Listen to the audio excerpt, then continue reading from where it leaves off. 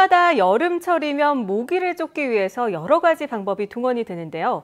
효과적인 모기 퇴치 방법 어떤 게 있을까요? 네, 전문가 연결해서 자세히 알아보겠습니다. 고신대학교 보건환경학부 이동규 교수 연결되어 있습니다. 안녕하십니까? 네, 안녕하십니까? 네, 아무래도 모기를 줄이는 방법 중에서 제일 보편적인 거는 살충제를 쓰는 거 아니겠습니까? 네, 그렇죠. 근데 뭐 모기약도 고체, 액체, 가스 여러 가지가 있는데 어느 게 모기를 가장 잘 잡습니까?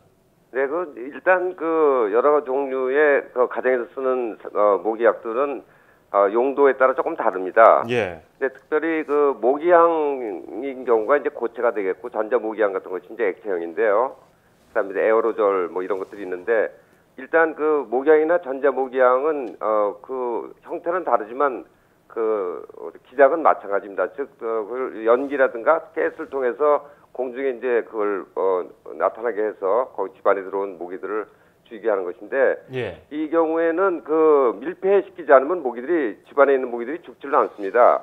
근데 밀폐를 시킨다면 모든 문을 닫아야 되는데, 그렇게 되면 이제 사람들도 같이 호흡을 하게 되니까, 그렇죠. 이제 특히 체중이 얼마 나가지 않은 어린애들한테는 좋지가 않습니다.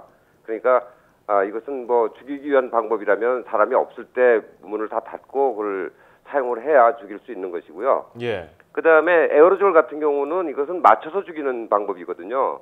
그러니까 이제 벽에 앉거나 어디 앉아 있을 때 그걸 쏴서 이제 맞춰서 떨어뜨려 죽이게 하는 것인데, 예. 사람들은 이제 그런 거를 모기를 찾기가 어려우니까 이제 방에다 쫙 뿌려놓고선 문을 닫는 경우가 있어요.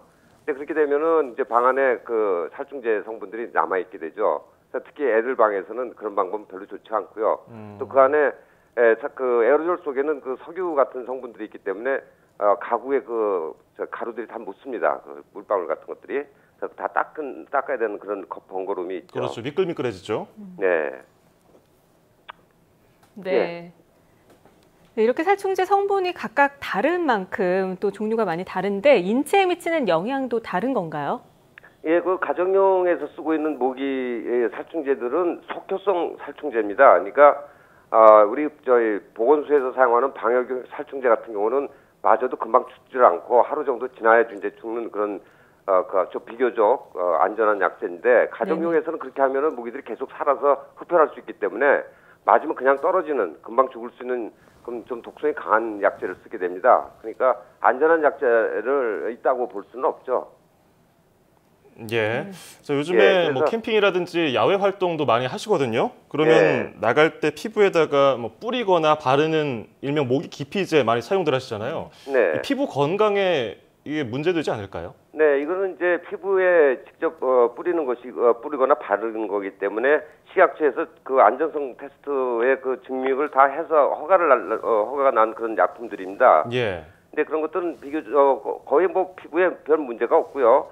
단지 DEET라고 써 있는 약제가 있어요. DEET라고 그러는데, DEET라는 것이 이제 주성분으로 되어 있는 것들은 오랫동안 많이 바르게 되는 경우에는 조금 부작용이 있을 수 있습니다. 그렇지만 지금도 그것이 그렇게 일반인들은 많이 쓰는 것은 아니기 때문에 별 문제 없이 사용되고 있습니다. 네, 이 모기 살충제를 좀 올바르게 사용하는 방법을 알고 싶은데 설명을 좀 부탁드리겠습니다. 예, 우선 이 살충제는 애들한테 특히 좋지 않기 때문에 절대 밀폐된 공간에서 장시간 쓰는 것은 피해야 되겠습니다.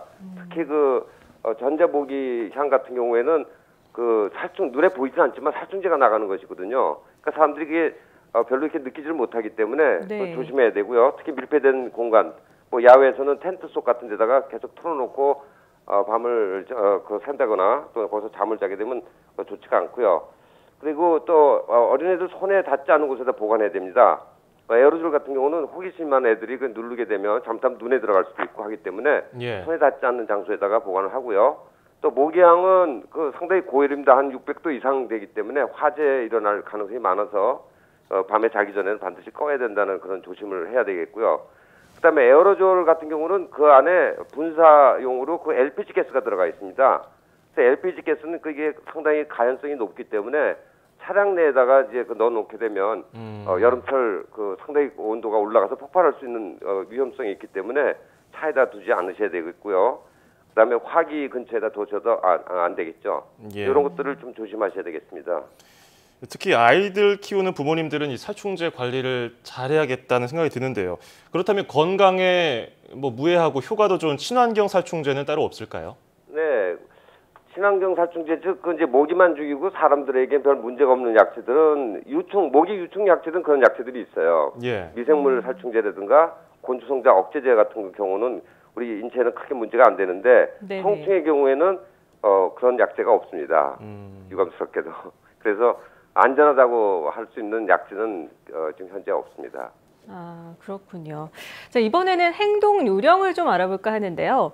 모기에 물리지 않으려면 저는 너무 모기에 많이 물려서 그래요. 어떻게 해야 될까요? 글쎄 이게 현실성이 있는지는 모르겠습니다만은 요즘 몇 년 전부터 동남아시아의 댕기열 환자들이 급증을 한 원인 가운데 가장 큰 원인이 그 한류 바람이 불어가지고 노출이 이제 그 사람들이 옛날에 노출을 안 했다는데 노출을 하다 보니까 모기한테 노출이 돼서 이제 많이 물리게 됩니다. 그러니까 예. 여름철에 좀 그 야외 활동을 할 때는 긴팔이나 긴 바지를 입는 것이 훨씬 유리하고요. 그다음에 이제 땀을 아까도 말씀하셨지만 이제 땀을 흘렸을 때는 좀 씻는 것이 필요하겠고요. 또 낮에 무는 종류들이 있습니다. 이제 숲속이라든가 산에 산행을 할 때 낮에 물리는 경우가 있는데 그럴 경우에는 비교적 좀 밝은색 옷을 입으면 모기들이 좀 덜 오는 그런 경향을 보이고 있습니다. 밝은색 옷이요. 예, 그리고 이제 기피제를 좀 사용을 하시는 게 좋겠고요. 네. 또 실내의 경우에는 방충망 설치를 이제 다 되어 있는데 그것이 조그만 구멍이 있어도 이놈들이 들어옵니다. 아주 들어오려고 계속 찾기 때문에 요 정도 가지고는 안 되겠다, 괜찮겠다 이렇게 안심하지 마시고 방충망 수리를 좀 하셔야 되겠고요. 특히 베란다에 그 배수관에 그 구멍이 많이 뚫려 있습니다. 예. 지하층서부터 계속 이렇게 연결돼 있는데 네네. 그 지하실 보시면은 거기 저수조라는 게 있어요. 물을 이렇게 받아놓는 곳이 있는데 여기에 모기들이 대량 발생하는 경우가 있어요. 네. 그래서 관리사무소에서 그런 것을 확인을 해서 네.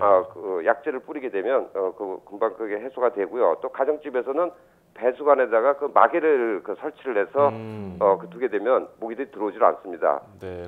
저 건재산 가시면 그 마개 다 구입이 가능하시거든요. 예. 네. 그런 거 설치하시면 저희 집에도 그 설치한 이후부터 모기들이 많이 들었습니다. 아, 그래요? 실제로 해보셨군요. 자, 그렇다면 그렇게 막는다고 막아도 모기를 완전히 막을 수는 없지 않겠습니까? 그 어쨌든 물리게 되는데 물리면 일단은 간지럽죠. 그래서 자면서 긁고 십자하고 여러 가지를 하는데 모기 물렸을 때 어떻게 하는 게 가장 좋을까요? 네, 일단 우리가 눈에 안 보여서 그렇지 손에는 아주 각종 그 세균들이 많이 있기 때문에 예. 이제 가려서 이제 긁게 되고 그러면은 그 상처를 통해서 그 2차 감염이 일어납니다. 그래서 이제 곰게 되기도 하고 환원이 생기는데 이제 절대 긁지 마시고 거기에 이제 약국에서 구입할 수 있는 그런 버물리 종류 이런 것들을 바르면 그게 알코올 성분도 있고 그래서 좀 시원하고 가름증이 좀 덜하게 되고요. 또 집안의 경우에는 얼음찜질 같은 거 하게 되면 모기들이 조금 가라앉는 경향이 있습니다. 그렇지 않고서는 다른 특별한 방법이 없어요. 네, 잘 알겠습니다. 자, 지금까지 고신대 보건환경학부 이동규 교수와 함께 이야기 나눴습니다. 오늘 말씀 고맙습니다. 네, 감사합니다.